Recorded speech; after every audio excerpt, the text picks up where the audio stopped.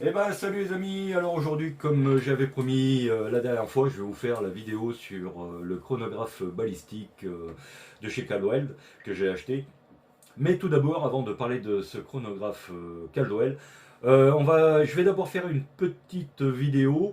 Donc la revue du Caldwell sera en plusieurs parties, en deux parties minimum, sinon les vidéos risquent de durer trop longtemps, ça va être un peu pénible pour tout le monde. Donc je vais d'abord faire une vidéo sur les chronographes balistiques, une revue, enfin une vidéo sur les généralités. Et puis surtout, cette vidéo va concerner les quatre grandes familles de chronographes balistiques. Parce que de toute façon, les chronographes ne fonctionnent pas tous sur le même principe. Donc il y a quatre grandes familles de chronographes balistiques. On va voir ça. Donc les quatre grandes familles, je vais les déterminer tout de suite, on va dire. C'est les chronographes qui fonctionnent sur le principe du radar Doppler. Donc ça c'est la première grande famille. Donc on verra le plus connu d'entre tous. Vous avez déjà une petite idée de quel chronographe je vais parler. Donc les radars Doppler. Ensuite les chronographes qui fonctionnent sur le principe du champ magnétique. Donc là aussi, vous avez une petite idée duquel je vais parler. Ensuite, on va voir les chronographes optiques et en fait une famille qui est beaucoup moins connue, on va dire. C'est les chronographes qui fonctionnent sur le principe acoustique. Voilà, les chronographes acoustiques. Donc, comme le nom l'indique, en fait, ils fonctionnent par rapport au son, tout simplement. Voilà.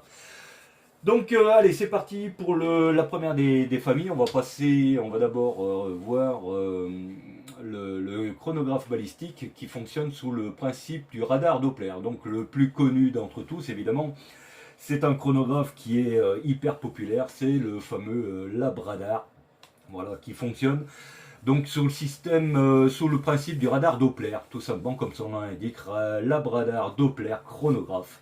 Alors, le principe du Doppler, en fait, ça vient tout simplement de la chauve-souris. Voilà. Donc, un exemple dans la nature, c'est le principe qu'utilise la chauve-souris pour se déplacer. En fait, la chauve-souris émet une onde qui est réfléchie par les objets qui sont face à elle.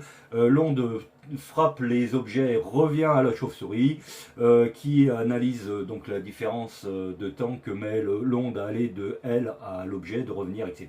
Et ce qui va lui permettre de déterminer l'emplacement des objets de son environnement. Donc voilà, c'est le même principe de fonctionnement du Labradar. Il va émettre des ondes qui vont percuter la balle qui est en déplacement. La balle va renvoyer cette onde au radar. Le radar va analyser le temps de réponse entre le trajet aller et le trajet retour de l'onde. Et puis tout ça sur tout le déplacement de la balle. Et ainsi va déterminer la vitesse et la trajectoire de la balle, de la dite balle. Bon, c'est un peu le même principe, on va dire, que les télémètres laser. Hein. Le télémètre laser fonctionne un peu sur ce principe aussi.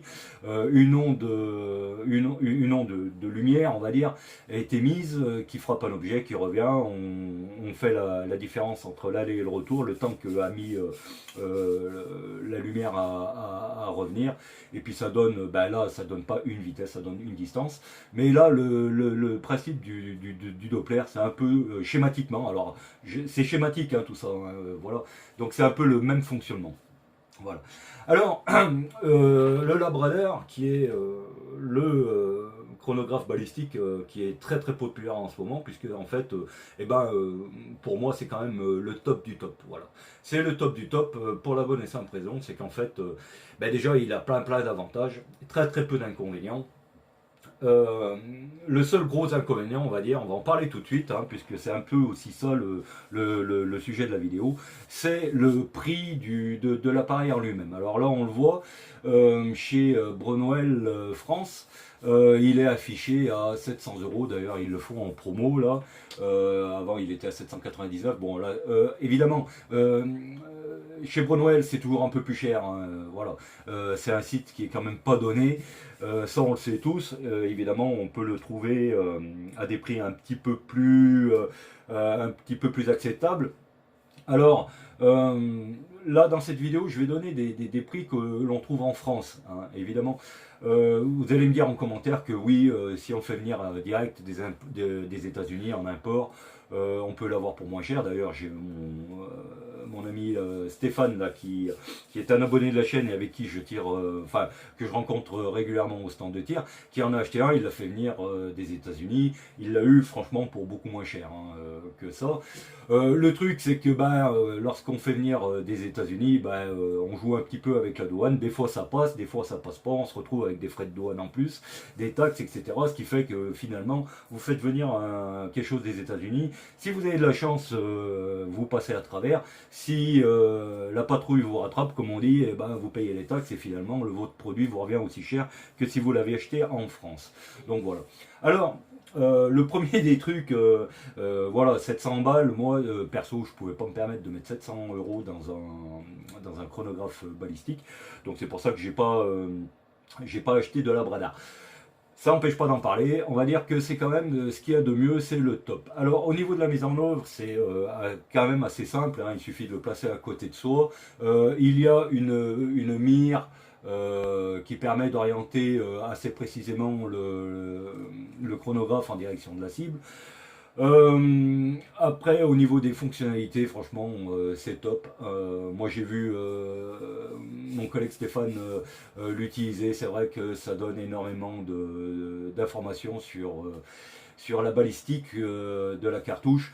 On peut calculer le CB, on peut, enfin bref, il y a plein de fonctionnalités qui font que voilà, c'est quand même un produit qui est vraiment topissime.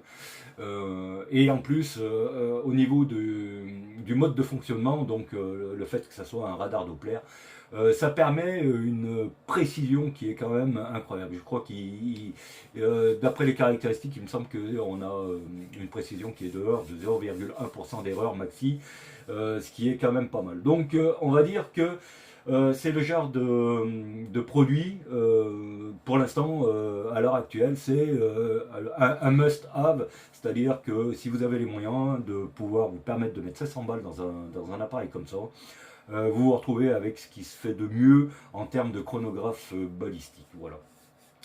Alors, on va passer à l'autre grande famille des chronographes balistiques, qui est le chronographe balistique qui fonctionne par champ électromagnétique. Alors évidemment, déjà, vous avez un petit peu une idée duquel je vais parler. C'est le fameux magnétospeed, donc là en l'occurrence le V3. Voilà. Donc le magnétospeed. Alors le magnétospeed, son système de fonctionnement, lui, c'est par électromagnétisme. Tout simplement. Donc là, on met le chronographe en bout de canon, il est attaché avec un système de sangle. Et lorsque, en fait, on met cette petite rampe juste en dessous de la sortie, en fait, en dessous de la bouche du canon, lorsque la balle passe au-dessus de cette rampe, il y a un champ électromagnétique dans l'appareil. Et lui, il va calculer, il va mesurer la vitesse de déplacement au-dessus de cette rampe. Par électromagnétisme. Donc voilà la deuxième grande famille des chronographes balistiques et ceux qui fonctionnent par champ électromagnétique. Alors, celui-là, il est. Alors, on va parler du prix tout de suite. Hein. Donc là, 557,99 € chez Brunwell. Alors, comme j'ai dit tout à l'heure, évidemment, on peut le trouver un petit peu moins cher sur d'autres sites français. Mais enfin, bon, il ne faut pas espérer le toucher. Là, le V3, il ne faut pas espérer le toucher en dessous de 450 € en France chez différents armuriers. Quoi. Voilà, quoi. Donc, ça reste quand même un investissement. Donc, moi. Là, 450 €, je crois qu'à l'armurerie de l'Arbourse ou d'autres armureries en France le proposaient aux alentours de ce prix-là. J'ai pas choisi celui-là, même si c'est vrai que je l'ai vu en démo là chez mon ami Patrick, là, chez qui j'ai été tiré voir la vidéo J'irai tirer chez vous épisode 1 c'est vrai que c'est quand même du produit qui est super bien. C'est au niveau de la précision, on n'est pas loin derrière le labradar, hein, on n'est pas loin derrière le labradar. Un magnétospeed est quasiment aussi précis qu'un labradar. Alors, après, voilà, quoi, moi, de toute façon, s'il avait fallu que j'achète ce type de matériel, j'aurais été obligé d'acheter le V3, pas le V2, pour la bonne et simple raison, c'est que le V3, peut s'utiliser sur un silencieux. Voilà. Donc là, le V3, il y a différentes petites cales de différentes épaisseurs qui vont pouvoir permettre d'adapter le magnétospeed sur différentes tailles de diamètre de silencieux. Donc il aurait fallu que j'achète celui-là. Bon, 450, 550 euros, je ne pouvais pas non plus. Donc j'ai pas choisi celui-là. Alors, en plus de ça, il y a un petit truc quand même aussi qui peut être pénible. C'est-à-dire que ce système-là ne peut s'utiliser que sur des armes d'épaule, quoi. Que sur des armes d'épaule. De par son montage, il est évident qu'on ne peut pas, par exemple, si vous êtes archer, hein, si vous êtes archer, vous ne pouvez pas monter un magnétospeed sur un arc. Et si vous êtes pistolier, pareil, même chose. Sur un pistolet, c'est impossible de monter ce genre de matériel sur, par exemple, un Glock 17 ou une arme de poing quelconque, peu importe. Enfin bref, on ne peut pas. Donc, d'un autre côté, c'est un super matériel, ça je le reconnais, il est quand même super précis et tout. Il est facile de mise en œuvre, hein, facile de mise en œuvre sur une carabine, hein, il suffit juste d'attacher de fixer le chronographe au bout du canon. Donc facile de mise en œuvre, mais restrictif dans le sens qu'on peut l'utiliser que sur une arme d'épaule. Donc voilà. Alors ça plus le prix, voilà. Je ne me suis pas orienté sur le magnétospeed pour ces raisons-là. Voilà. Ensuite, autre famille de chronographes. Alors là, c'est une famille qui est quand même beaucoup moins connue. D'ailleurs, ce chronographe là, le Super Chrono de chez Stener, c'est le seul que je connaisse qui fonctionne avec ce système-là, ce principe-là. Alors lui, c'est ce qu'on appelle un chronographe acoustique. Donc, alors, comment ça fonctionne? Bah, tout simplement, alors je vais mettre, si la photo veut bien s'afficher, voilà, alors, quand tu veux, Toto.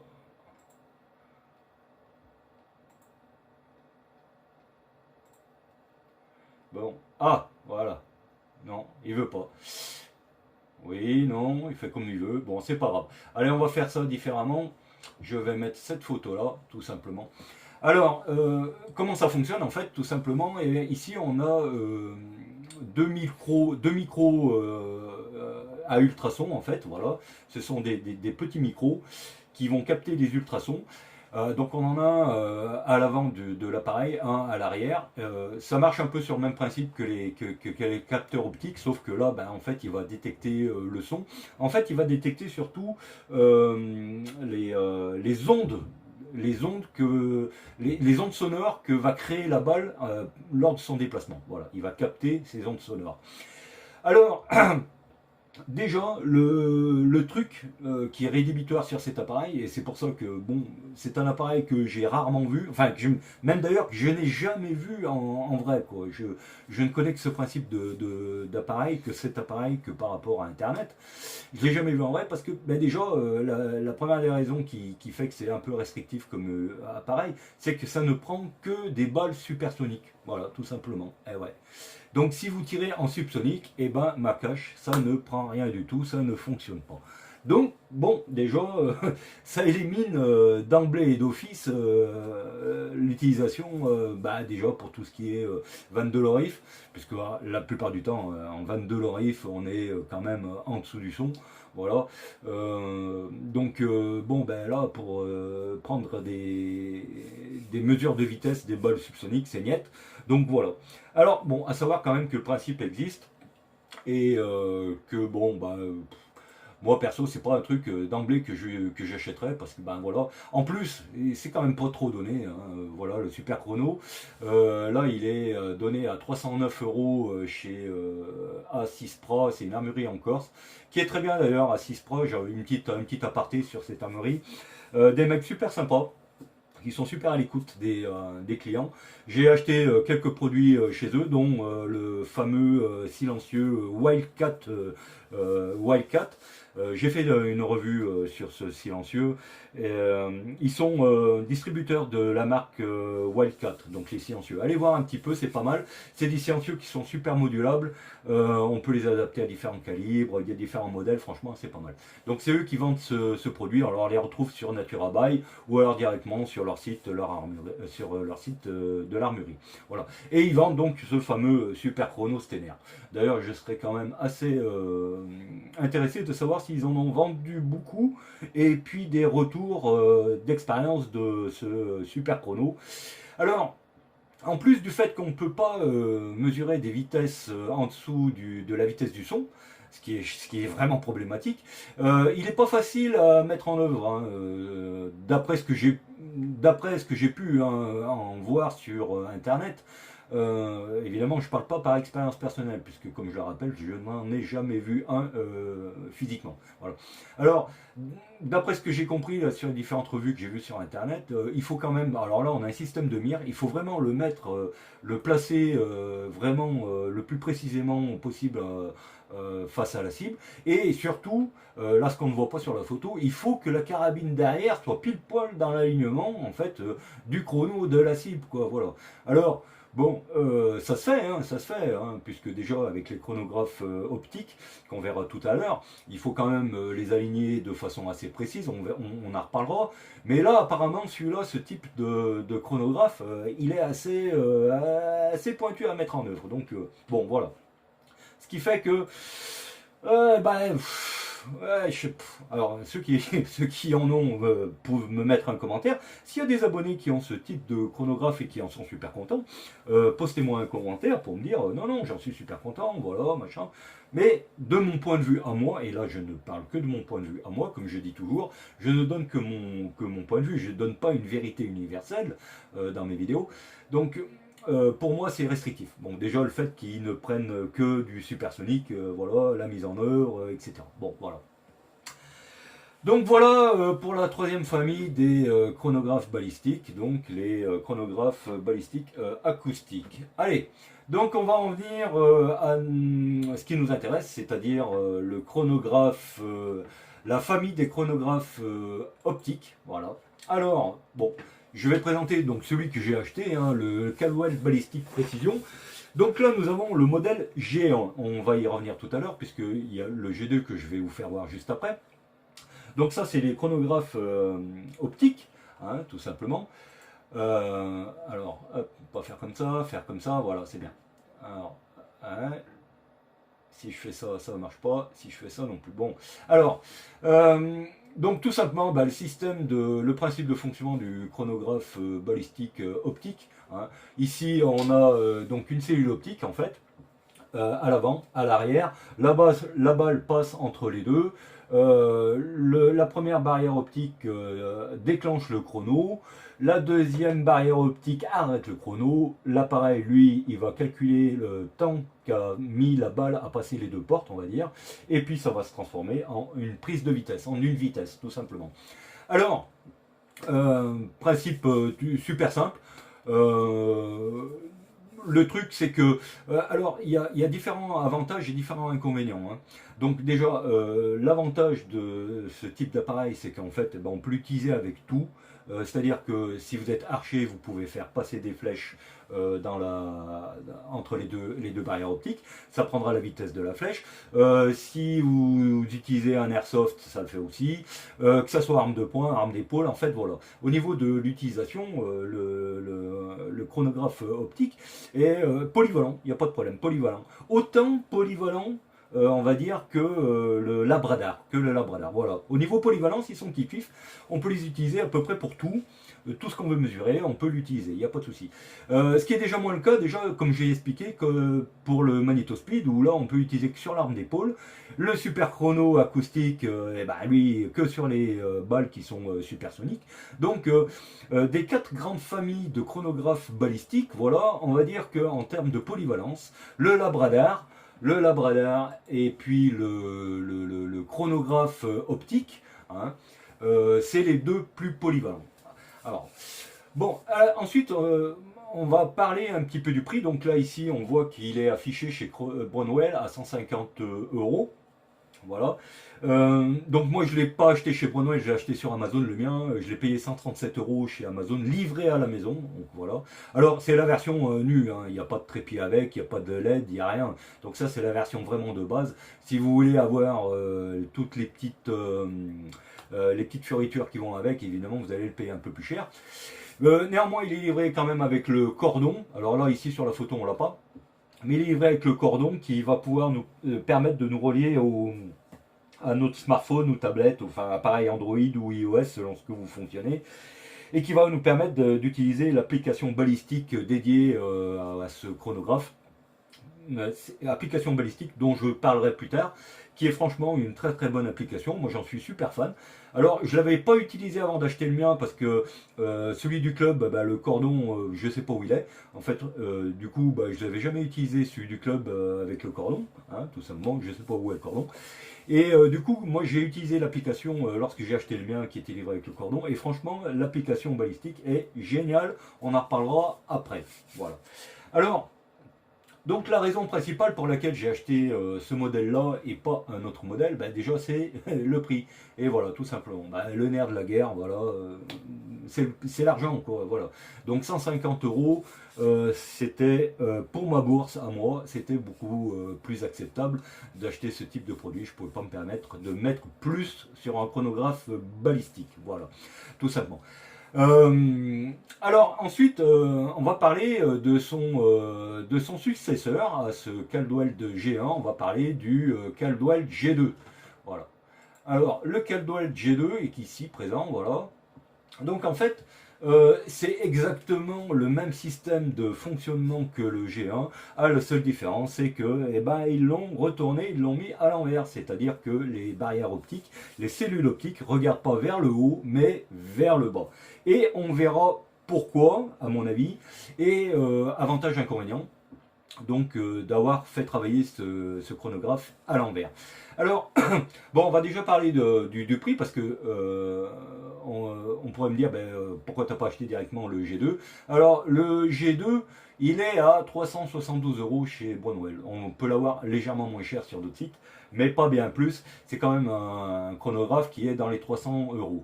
Donc, si on fait un petit peu, si on regarde par rapport au prix, on était sur le même prix que le Super Chrono Stener. On était pas loin du Magneto Speed. Bon, très loin du Labrador évidemment. Mais bon, en termes de prix, 372 €. Enfin, un peu moins cher sur d'autres sites français, sur d'autres armureries en France, mais bon, facile quand même au-dessus des 300 € sans problème. Donc là, ça rentrait pas du tout dans l'argent que je pouvais mettre sur un chronographe balistique. Alors, on va revenir un peu sur ce G2 et le fonctionnement. Donc j'en ai jamais vu non plus de celui-là de G2, je n'ai pas encore eu l'occasion d'en avoir un sous la main et de le voir en réel. Donc j'ai été obligé un petit peu de me faire une idée de ce que c'était par rapport à différentes revues sur internet, YouTube, etc. Alors, dans la vidéo précédemment, dans la vidéo de remerciement des abonnés, j'avais dit que le G1 que j'avais acheté, j'allais le transformer, j'allais le modifier, le transformer pour pouvoir tirer sous la pluie. Alors, maintenant que vous voyez le G2, vous avez une petite idée de ce que j'ai fait. Voilà. Donc c'était un petit peu la démarche. Lorsque j'avais vu ce G2, j'avais vu le G1, j'ai dit tiens, le G1, si tu le retournes à l'envers, ça te fera un G2 pour pas trop cher. Donc du coup, j'ai acheté un G1 à 137 € que j'ai transformé en G2 tout simplement. Voilà. Et je l'ai fait la transformation pour moins de 20 €, ce qui fait que mon G1, ici, voilà, mon G1, on va dire qu'il est passé de, on va dire, 150 € à 170 € et je me retrouve avec un chronographe qui fonctionne sur le même principe que le G2. Alors, est-ce que le G2, de la façon dont il a été conçu, est-ce qu'il fonctionne sous la pluie? Ça, c'est la grande question. Puisque le but de la transfo, en fait, c'était un petit peu ça. Hein. C'était un petit peu d'avoir un chronographe qui fonctionne sous la pluie. Un chronographe optique, hein, je dis bien un chronographe optique. Puisqu'évidemment, le Labradar, le Magnétospeed, eux, la pluie, ils s'en foutent, ils fonctionnent très très bien. Le Super Chrono Stellaire, je ne sais pas s'il fonctionne sous la pluie, mais il n'y a pas de raison qu'il ne fonctionne pas, puisque c'est juste une prise de vitesse avec le son, donc il n'y a pas de raison que la pluie, à moins que les micros ici, là, à moins que les micros ils supportent pas la pluie, je sais pas. De toute façon, vu que ce genre de chronographe n'a pas vraiment un grand intérêt, on va pas épiloguer là-dessus. Donc du coup, on revient à notre G2. Est-ce qu'il fonctionne sous la pluie? Je pense que non. Je pense que non parce que tel qu'il est, hein, tel que vous voyez sur la photo, il ne fonctionnera pas sous la pluie. Alors on va me dire, ben oui, mais de toute façon, vu que les barrières optiques, enfin oui, les barrières optiques sont orientées vers le bas, la pluie tombe pas dessus, normalement ça fonctionne. Eh ben non, ça ne fonctionne pas. On verra sur le G1 que j'ai modifié, et on verra pourquoi. Donc tout simplement, les barrières optiques qui regardent vers le bas, hein, en fait, peuvent choper les gouttes de pluie hein, qui passent à proximité de la barrière optique, ou si la pluie est est un peu battante sur le côté, en fait les barrières optiques vont choper les gouttes de pluie qui vont passer en dessous. Alors évidemment les cellules vont se retrouver protégées, il n'y a pas de problème puisque c'est à l'envers, mais ça va capter les gouttes d'eau qui vont passer juste en dessous, et donc ça va mettre en erreur. On verra ça tout à l'heure sur la terrasse, je vous ferai la démo avec mon G1 transformé en G2. Donc du coup, on verra ce que j'ai fait pour que ça fonctionne sur la pluie, parce que de toute façon, je suis arrivé à faire fonctionner mon G1 transformé en G2, je suis arrivé à le faire fonctionner sous la pluie, j'ai fait une modif, donc on verra ça tout à l'heure. Alors, la question est, du coup, quel est l'intérêt de faire travailler le G2 à l'envers, si de toute façon, tel qu'il est, il ne fonctionne pas mieux sous la pluie. Alors, tout simplement, en fait, c'est pour une question de régularité dans la prise de vitesse. Je vais revenir sur le G1, tout simplement. Alors, le G1, lui, il travaille dans ce sens-là, évidemment. Donc, on a la lumière qui vient par-dessus, donc éclairer les cellules optiques. Et du coup, c'est là où ça peut poser un petit peu quelques problèmes. À savoir que par exemple, si vous avez une cellule optique qui est légèrement à l'ombre et l'autre qui est en plein soleil, c'est ce qui ça va fausser les mesures. Et de toute façon. Euh, alors vous allez me dire, bah oui, mais t'as qu'à te démerder pour mettre ton chrono à un endroit où c'est éclairé de façon uniforme. Alors c'est pas toujours évident déjà parce que le stand dans lequel je tire, il est basé de chaque côté. Et puis ce qui arrive, on place le chrono, on met le chrono en place à 9h du matin, en plein soleil on va dire, et puis le soleil tourne, passe à travers les arbres, les branches des arbres qui sont le long du stand, et forcément à un moment ou à un autre vous avez un capteur optique qui se trouve à l'ombre et l'autre en plein soleil, et ça va fausser les mesures. Donc c'est assez chiant. Des fois ça arrive, ah, tiens, il y a une vitesse qui est complètement à l'ouest, ah bah oui, forcément, j'ai une cellule à l'ombre et l'autre au soleil, c'est la merde. Il y a ça. Après, bon, outre le fait aussi que lorsqu'il pleut, la pluie se fout sur les capteurs optiques, ça fout la merde. Donc voilà, un petit peu le truc. Alors, et puis aussi, le fait de l'intensité de la lumière selon le moment où on tire. Euh, alors, ça influence pas tant que ça, mais ça influence quand même un petit peu. Ceux qui utilisent des chronos optiques l'auront sûrement remarqué. Si vous tirez un jour où il ne pleut pas, mais qu'il y a très peu de luminosité, vous allez avoir des vitesses des fois un peu bizarres, parce que bon, voilà, le fait, l'incidence de l'intensité de la lumière qui est au-dessus influence quand même pas mal sur la précision de la prise de vitesse des balles. Voilà. Donc si vous tirez par exemple le 15 août à midi en plein soleil, forcément déjà vous êtes obligé de mettre les pare-soleil qui sont livrés avec, hein, et vous aurez peut-être pas forcément des vitesses qui sont aussi cohérentes, enfin les mêmes vitesses que si vous tirez un jour où il y a des nuages et aucune luminosité ou très peu de luminosité, ça joue sur la régularité de prise de vitesse. Voilà. Donc du coup, ce que je pense, hein, et ça c'est que mon opinion, comme je dis dans mes vidéos, je ne donne que mon point de vue. Hein, je ne prétends pas donner une vérité absolue, ce n'est que mon point de vue qui peut être affirmé ou infirmé. Donc, du coup, je pense que Caldwell a un petit peu pallié ce problème de différence de luminosité en retournant son chrono optique de façon à ce que il n'y ait pas l'influence de l'intensité de lumière du dessus qui peut varier fonction de la journée ou même de l'époque de l'année.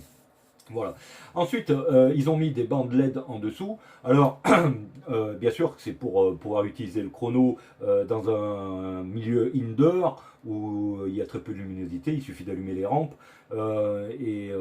ça va faire, ça fera que le chrono pourra prendre des vitesses.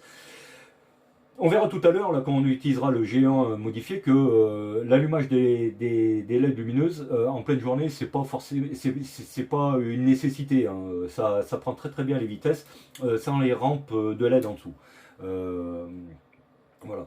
Mais de mon point de vue, je pense que allumer les LED participe à une meilleure régularité de prise de vitesse, étant donné que en fait, on va éclairer de façon régulière, permanente, et puis à la même intensité, on va éclairer les cellules optiques. Donc forcément, si on maîtrise la source de lumière en dessous, grâce à ces LED, je pense, c'est mon point de vue, hein, vous me direz ce que vous en pensez dans les commentaires, mais je pense que ça va améliorer automatiquement la régularité de la prise de vitesse. Voilà, l'exposition des cellules optiques faites de façon artificielle et régulière permettront d'avoir une meilleure prise de vitesse que si on se fie simplement à la luminosité ambiante hein, par-dessus. Voilà.